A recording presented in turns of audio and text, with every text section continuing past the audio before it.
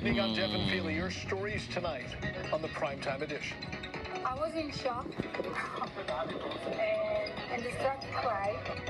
Bay Area volunteers making a difference in a war zone, the work they're doing in Israel. We saw filtered sunshine over the Bay Area today with more of the same tomorrow, but temperatures are still going to warm up. We're also tracking good rain chance coming up with the first alert forecast. I'm here in Oakland where the program Activate Oakland is in full swing at the Panther Pro Skate Night. More details coming up. And chaos for self-driving car company crews, a deep dive into the issues and why some say accountability has to start with the governor. He has to take responsibility because they're doing his bidding and he's doing the bidding of these tech companies. From CBS News Bay Area, this is the Primetime Edition on KPIX Plus. Good evening, I'm Devin Feely. These are tonight's Primetime headlines.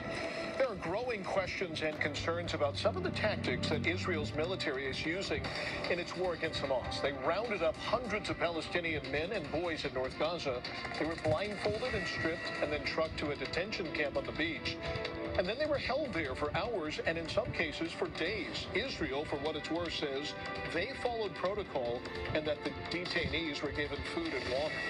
San Francisco has already passed a grim milestone. Midway through the month of December, the city has already surpassed the previous record for the most drug overdose deaths in a year. The most recent numbers for the month of November had a total of 752 people who died from drug overdoses. The previous record was 726, and it was set in 2020. Most of the deaths involved fentanyl.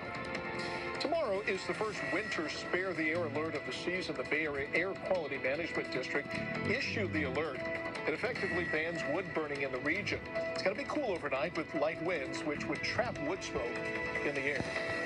And taking a live look outside at Oakland, let's go ahead and get a check of our first alert forecast with Chief Meteorologist Paul Hagan.